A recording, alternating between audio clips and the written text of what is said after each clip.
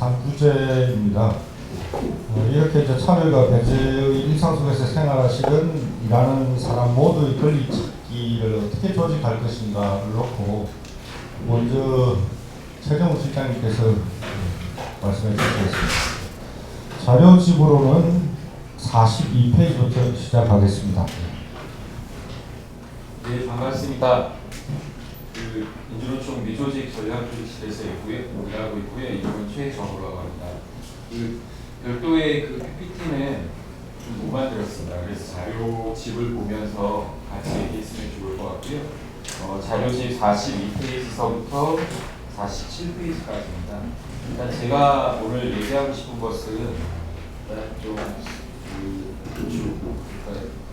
우리 내에서 얘기하고 있는 중소영세 비정규 노동자 조직화, 그리고 코로나 시기에 확연히 드러난 권리의 사각지대, 그리고 법적으로 보호받지 못하는 취약계층 미조직 노동자들을 어떻게 조직할 것인가, 그리고 권유하다에서 얘기하고 계시는 이 권리 행동, 그리고 차별과 배제 속에서의 노동자들을 어떻게 온라인과 오프라인으로 조직할 것인가, 그리고 그 속에서 민주노총은 어떤 역할과 어떻게 협력할 것인가,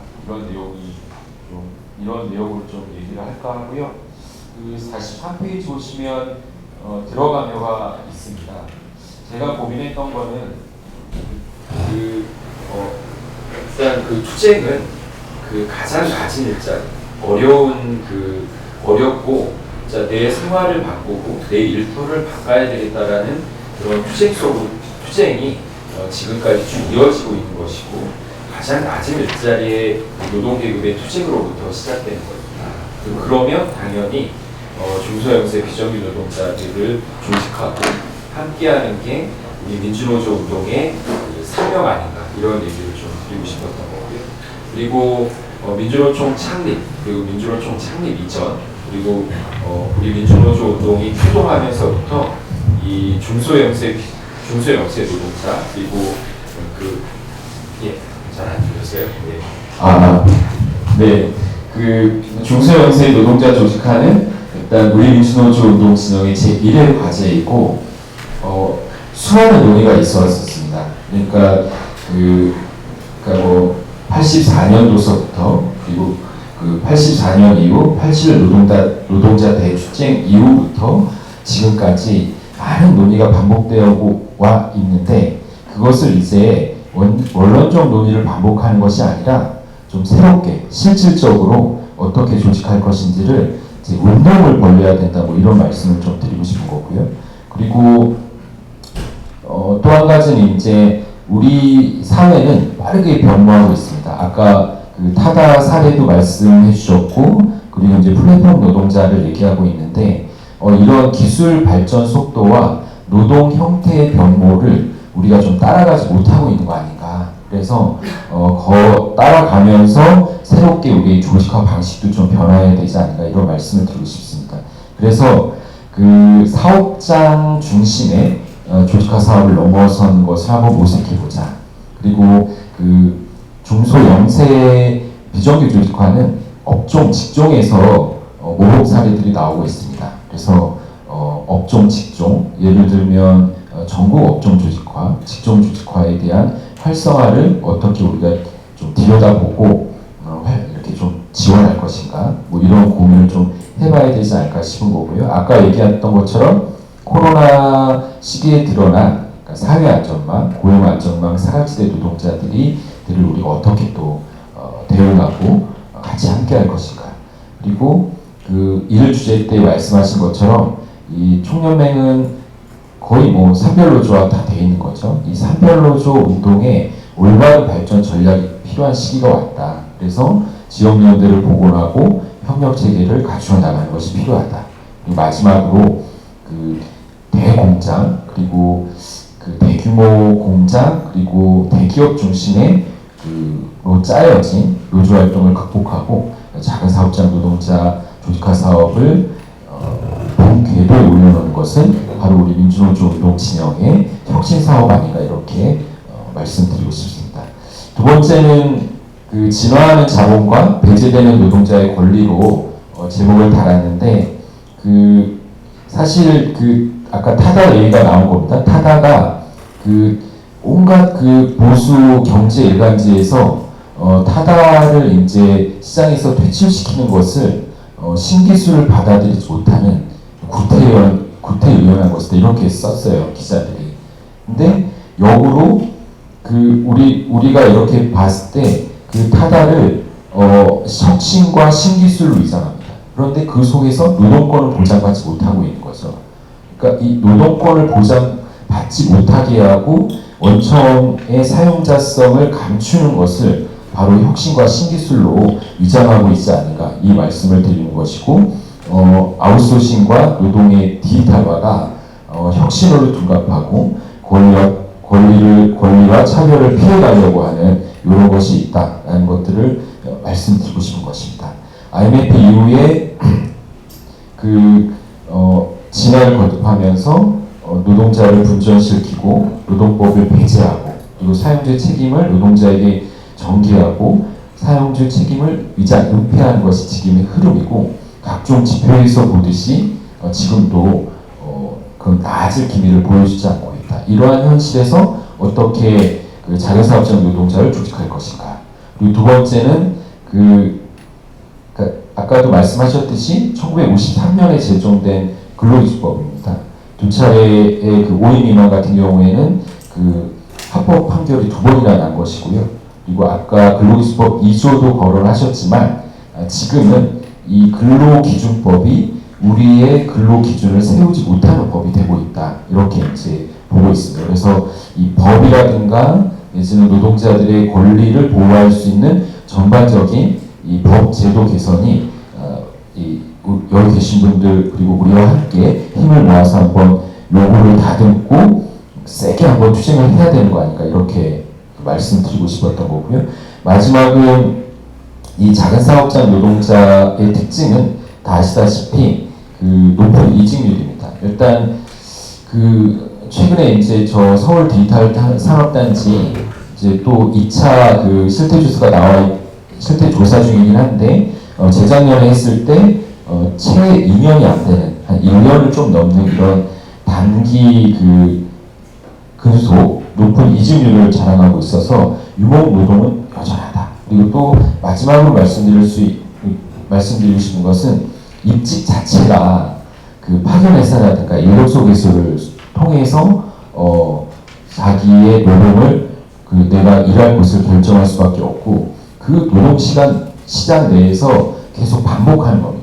콜센터 노동자라면 콜센터 노동자로 계속 살아갈 거고 제조업 파견 노동자는 제조업 파견 노동자로 계속 살아갈 수밖에 없는 그 입직 경로 자체가 그렇게 돼 있고 거기서 벗어나지 못하는 것이다. 그러면 이 작은 사업장 노동자들의 권리를 찾기 위한 우리의 경로와 방안이 어떻게 좀 진행돼야 되는 것을 알 수 있지 않을까 해서 마지막으로 좀 말씀드렸습니다.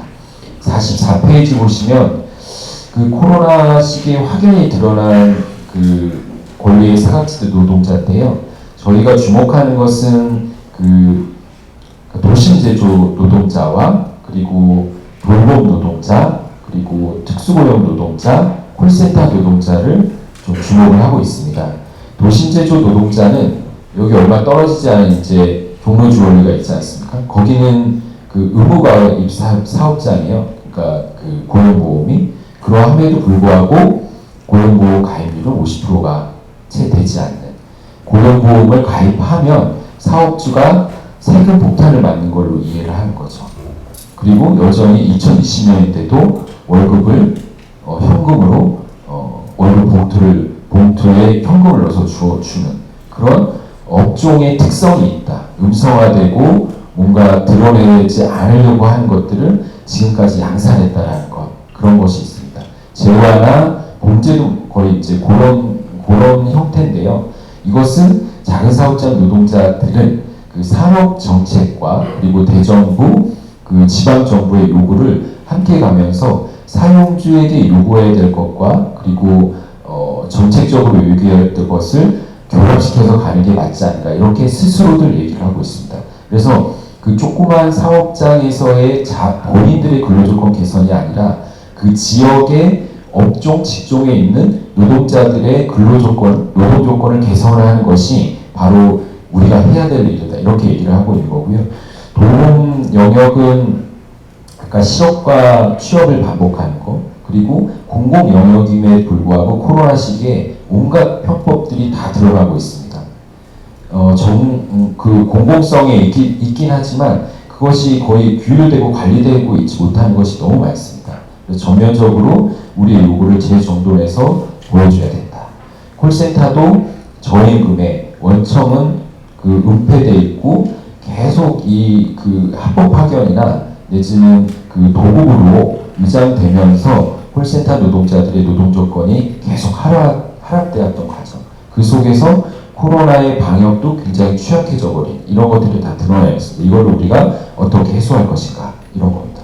두 번째는 이것이 이제 그 지금 현재 이제 7월 거의 이제 마무리가 됐을 텐데 긴급 고용 안정 자금 그래서 무급 휴업 지원금 해서 세 달에 50만 원 그리고 프리랜서 특권 노동자 뭐 한 달에 50만 원 세 달 1인 자영업자 이렇게 지원을 하는데 저희 내부에서 토론할 때는 그게 고용 안정에 도움이 안 될 거다. 지금 드러나지는 않았지만 세 달 50만 원 지원받고 사장은 이제 고생했다 집에 가라 이렇게 하는 그 제보들이 조금씩 들어오고 있습니다. 우리 같이 한번 실태 조사를 하는 게 맞지 않는가 싶은 거고 저희 상담 창구에 이제 쌓여 있는 걸 보면 쌓여 있는 건 아니고요. 일단 몇 가지 특질적인 거 보면 이 코로나 시기에 해고가 자유로워진 거지 않습니까? 그러면 사장이 선별적으로 일단 하기도 하고 아니면 무급 휴업을 때렸다가 자기 마음에 드는 사람만 싹 불러서 다시 일을 시키고 아니면 마음에 안 드는 사람은 계속 괴롭혀서 코로나 시기니까 고생했다 이렇게 하는 것이 이제 있어요. 그건 두 가지 있는데 해고도 불법일 뿐더러 직장 내 괴롭힘에 관련된 상담이 조금 늘고 있습니다. 그래서 같이 한번 보고 대책을 같이 세워야 되지 않을까 싶습니다. 44페이지는 그 그림이 3개 있는데요. 박스가 3개 있는데 민주노총은 작은 사업장 조직화 사업과 관련해서 그 2000년도 초부터 이렇게 좀 그 우리 조직이 민주노총의 중요 과제로 제시를 했던 걸로 알고 있습니다. 2003년에 민주노총은 그 전략 조직화라는 개념, 전략 조직화의 개념을 도입하고 1기서부터 3기까지 전략 조직화 사업을 진행했고 2018년도는 새로운 전략 조직화입니다. 일단 민주노총 내 전략 조직 특위 내에서 이 4개의 영역을 설정하고 이주 청년, 작은 사업장, 플랫폼 노동자 조직화를 민주노총이 가맹과 지역본부 힘을 합해서 전 조직적으로 한번 조직을 해보자 이렇게 얘기를 했었고 그 필요성을 써놓은 겁니다. 그리고 총연맹의 전략 조직 사업을 정의하게 되어 있는데요. 일단 1기서부터 3기의 전략 조직 사업은 대상을 선정한 전략 조직 사업이고 2018년도서부터 지금까지의 전략 조직 사업은 많은 그 발전과 그리고 그 많은 사업들을 벌이고 있는 산별 조직들 그리고 약간은 열악하지만 지역 내에서 민주노총의 역할을 하고 있는 지역본부의 조직화 사업을 지원하고 촉진하는 역할을 할 것이다. 그리고 또 한 가지 우리가 놓지 말아야 될 중소영세 비정규 노동자는 전 조직적 힘으로 민주노총의 가치를 실현하고 이상과의 역할에 맞는 제1의 사업이다라는 것을 확인해 왔고 그것을 만들어 갈 겁니다. 그래서 그 세 번째 박스에 보시면 그 각각의 가맹과 지역본부의 그 민주노총 내에 작은 사업장을 조직하기 위한 사업단들이 있습니다. 이 사업단은 그 민주노총 조직에만 한정되어 있는 게 아니라 지역의 사업단들은 지역에 있는 단체들과도 같이 하게 됩니다. 그래서 많은 사업단들이 구성되고 있고 구성되어 있고 오랫동안 사업을 진행해온 역사성을 갖고 있는 사업단들도 있습니다. 이 사업단들과 함께 6월 12일 날 공동사업단을 일단 출범 선언을 했고요. 일단 의제와 관련해서도 많은 의제를 백화점식으로 늘어놓지 말고 근로기준법, 누릴권리, 평등한 쉴 권리, 안전하게 일할 권리, 알 권리 등등으로 해서 의제를 축약하고 좀 세네 가지만 확 밀어서 좀 실질적으로 좀 뭔가 만들어보자 이런 논의를 진행했던 것을 좀 간략하게 보고를 드렸습니다. 46페이지는 사업 방향과 관련해서 일단은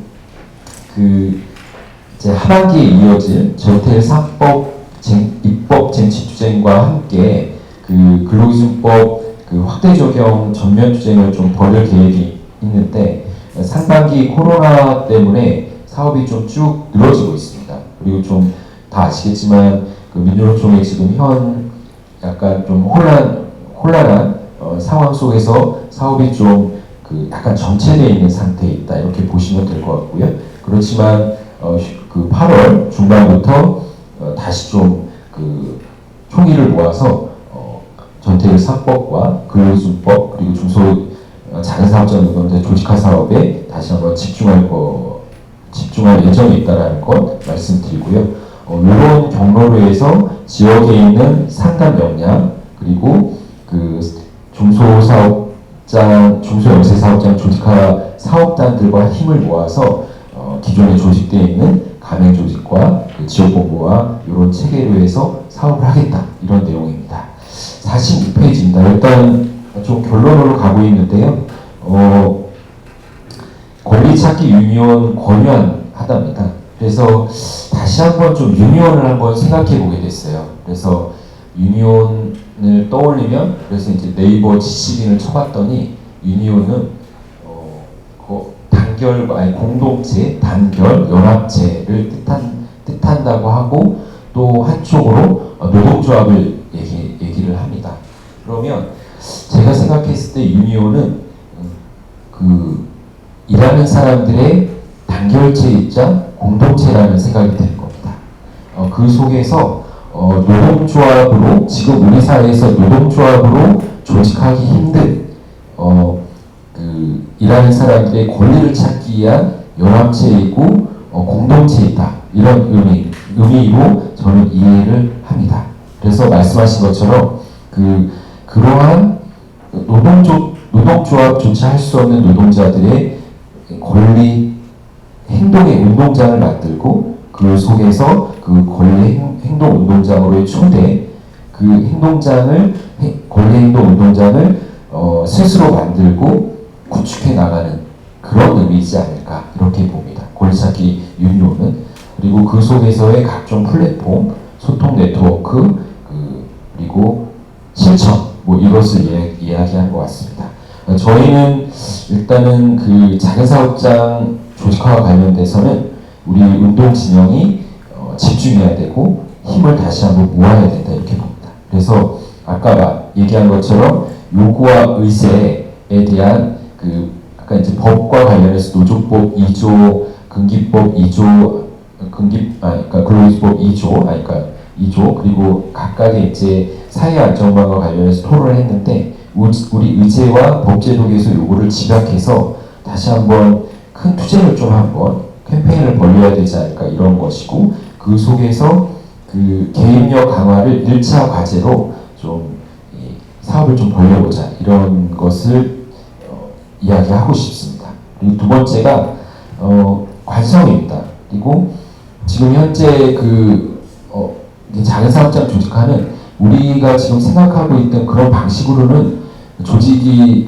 이제 더딜 수밖에 없다. 그러면 새로운 방식인데 저 스스로도 관성에 젖어 있을 수 있죠. 제 머리나 제가 생각하는 것에서의 한계를 좀 벗어나는 방식으로 조직화가 돼야 된다는 것들을 말씀드리고 싶고요. 그리고 아까 유니온의 의미를 담아서 작은 사업장 유니온 운동으로서의 전략 운동으로서의 어떤 방안이 제시돼야 되지 않을까 싶은 거고 그리고 새롭게 온라인이든 오프라인이든 함께할 수 있는 플랫폼 거점이 좀 마련돼야 된다 이겁니다. 결론은 연대 네트워크를 좀 활성화하고 작은 사업장 조직화 양성인데요. 저희 주변에 보면 이 조직화 사업에 있어서의 경험과 이렇게 지향을 가진 분들의 인력 풀이 점점 낮아지고 있습니다. 그러면 이 좀 작은 사업장으로 특화해서 이 사업을 할 분들을 트레이닝하고 좀 키워내는 게 필요하지 않을까. 그게 민주노총과 권유하다가 좀 할 수 있는 좀 중요한 지점이다 이렇게 좀 보는 거고요. 그리고 아까 그 민변이나 내지는 노노모 분들 이렇게 또 같이 정책 개발이라든가 이런 것들이 더 활성화될 수 있겠다. 그리고 아까도 말씀드린 법 제도 개선 투쟁 같이 해야 된다. 그리고 새로운 조직과 거점 구축 필요하다라는 것들입니다. 이걸 다 모아서 공동 캠페인을 힘있게 한번 진행해 보자라는 게 저의 얘기입니다. 끝으로 일단 민주노총 내 어떤 조합원들, 조직노동 그리고 민주노총 내에 많이 좀 축적되고 확대되고 있는 전략조직사업 단위 그리고 권리찾기와 유니언 권유하다와 함께 작은 사업장 조직화 운동을 좀 힘있게 벌려나가는데 저희 민주노총도 그 힘을 쓰겠다 이런 말로 제 토론을 마치도록 하겠습니다. 감사합니다.